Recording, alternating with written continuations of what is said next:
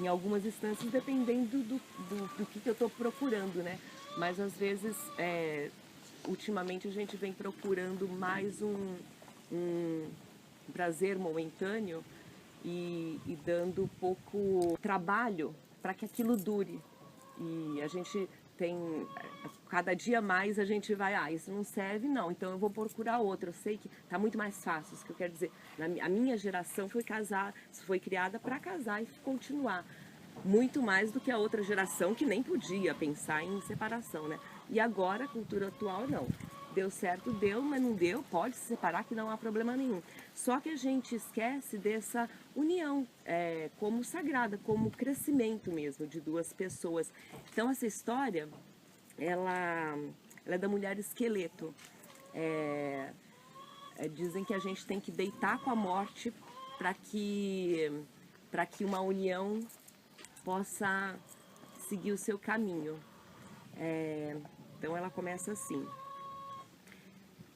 Não se sabe porquê, mas uma filha foi rejeitada por o pai por alguma coisa que ela tenha feito e ela foi atirada por esse pai ao fundo do mar. E o corpo dela ficou lá no fundo do mar e até que os peixes comeram a carne dela, os olhos, e ficou só o esqueleto dela no fundo do mar. E ela ficou ali durante muito tempo, rolando, dependendo do movimento que o mar fazia, ela ia lá e foi sobrevivendo lá com o esqueleto dela. E até que ela se enfeitou com corais e crustáceos, todas as cavidades dela, ela ficou com esse aspecto do próprio fundo do mar mesmo. E até que um dia, nessas profundezas desse lugar, apareceu um pescador. Esse pescador estava meio desavisado, porque lá por aquelas bandas já corria o boato de que aquela região era assombrada. E esse pescador, ele, desavisado, ele continuou pescando lá e foi pescar com seu caiaquezinho, sozinho, solitário. E aí ele jogou o anzol justamente em quem que ele prendeu? No esqueleto da mulher esqueleto. E aí o anzol ficou lá e ela já, pela primeira vez, ela estava sentindo alguma coisa puxar, que era diferente daquele ambiente, e ela já começou a querer se soltar daquele emaranhado de linha. E quanto mais ela queria se soltar daquele emaranhado de linha, mais aquilo se enroscava no esqueleto dela. E o cara, o pescador, a hora que sentiu aquele, agora peguei um peixe grande, porque era tanta força que fazia contrário, que agora peguei um peixe grande. Aí na cabeça dele ele já começou a imaginar, nossa, vou ter, por essa força, vou ter peixe para alimentar assim, muita gente durante muito tempo, não vou nem precisar me dar o trabalho de ter que pescar de novo, porque eu estou sentindo que é muito grande. E ele deu as costas e foi puxando aquilo, foi puxando, até que a mulher esqueleto desistiu de lutar contra os anzóis. Quando ele puxou, ele olhou para trás, ele viu, ela estava de pé.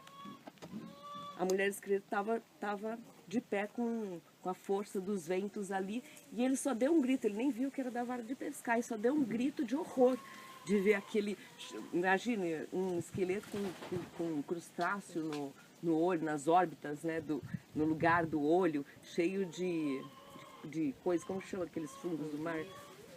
No cabelo, algas e dentes de marfim que tinham ficado por ali.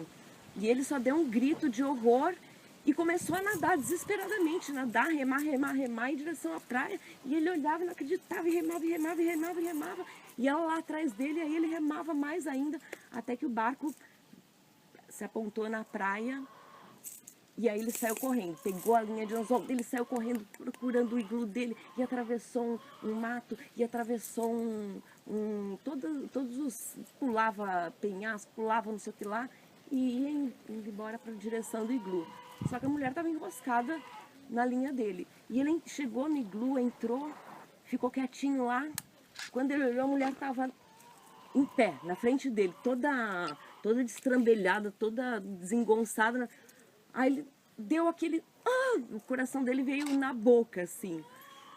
Só que daí, pro susto, ele caiu no igluzinho dele e ficou olhando aquilo, e ela olhando para ele, e ele olhando aquilo. E ele viu que não tinha muito para onde correr, e ele foi até reparando mais nela, nas feições, no fato que se apresentava ali, né, aquela coisa estranha, e ele foi se tranquilizando. Até que o coração dele meio que se abrandou. Aí ele ficou quieto no canto dele e a esqueleto lá no canto dela. Passou um tempo, ele começou a sentir dó dela, de ver ela naquele estado todo emaranhado e toda quietinha lá. Aí ele foi até ela e começou a tirar o anzol. Começar a tirar a linha do anzol, tirou o pé da costela e tirou o braço que estava na orelha.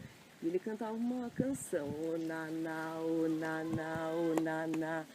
Ia carinhosamente tirando aquilo, perdeu o medo.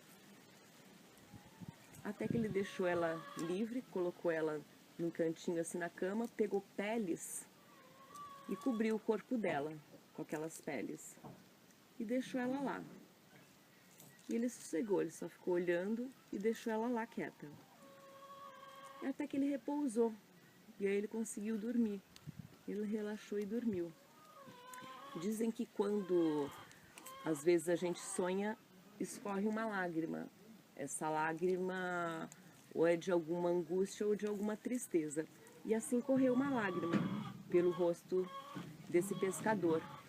E ela, de ver a lágrima dele, ela sentiu uma sede grande, enorme. E ela foi até ele e lambeu a lágrima dele. E aquilo para ela foi como se ela matasse sede de muitos anos. Aquela lágrima matou a sede dela. E aí ela deitou perto dele e foi se aninhando do ladinho enquanto ele dormia. Aí ela pôs a mão nele, no corpo dele, por dentro das peles dele, e arrancou o coração dele. O coração dele fazia como um tambor mesmo. Tum, dum, tum, dum, tum, dum. E ela começou, carne, carne, carne. E aquilo pulsava, pum, bum, bum, bum, bum, bum. E ela falava carne, carne, carne. E o corpo dela ia se revestindo de carne. E quanto mais ela cantava, ela foi ganhando olhos saudáveis, mãos. E ela foi se revestindo, seios, o sexo. E ela foi se revestindo de pele e de órgãos. Ela deitou ao lado dele, assim, aí já com a mesma pele, a pele dela com a pele dele, coberta com aquelas peles de animais que eles estavam cobertos, deitou do lado dele e devolveu o coração no corpo dele. Até que ele acordou no outro dia e dizem que eles saíram por aí. Eles finalmente fizeram um laço de união e eles saíram por aí. Dizem que essa história é verdade. Foi assim que contaram. Então, essa história, ela é arquétipo, acho que ela pode falar melhor, mas são todos os símbolos dessa história estão dentro da gente mesmo, né? O próprio caçador, não preciso ver como aquele homem que vai chegar na minha vida, mas nosso próprio coração, às vezes, vai encontrar uma outra pessoa e falar, opa, agora encontrei. E tem aquelas fases, essa história, são 7 fases. São 7 fases do encontro, então que a gente acha, opa, vem aquele desejo, opa, não vou mais precisar me preocupar com nada, achei a pessoa tal, e depois a gente vai ver que tem sempre alguma coisa estranha, alguma coisa que a gente vai ter que lidar, que o amor não é só belo, né, assim como que ele pescou, o grande tesouro que ele pescou, né, então é isso, da gente encontrar parceiro, parceira, enfim, mas ter se deitar com a vida, morte e vida, porque toda vida, ela tem uma morte. Tudo vai se findar. No relacionamento, em qualquer fase, qualquer ciclo, ele vai se findar. Mas a morte não acabou ali. Tem sempre um recomeço, né? Então, essa história da mulher esqueleto é que o tesouro tá em você ter esse tempo, esses estágios, para que ele se torne amor de união, né? Você vai talvez encontrar alguma pessoa que no começo você se identifique, que cure seus prazeres e que depois você vai ver que tem algumas outras coisas que lhe é estranho e que depois você tem que as fases mesmo, né? Que você tem que doar o teu coração para que aquilo ganhe vida e realmente seja o amor, para depois você poder falar que aquilo é uma união que ela está crescendo para os dois, né? E aí vários desdobramentos dessa história. Então é aberta aí para vocês falarem os entendimentos, para a gente pensar em colocar isso em termos práticos sempre na vida, né? Simbologia mesmo pra gente, uma linguagem comum, né? Pra gente falar de vários aspectos das nossas vidas. É isso.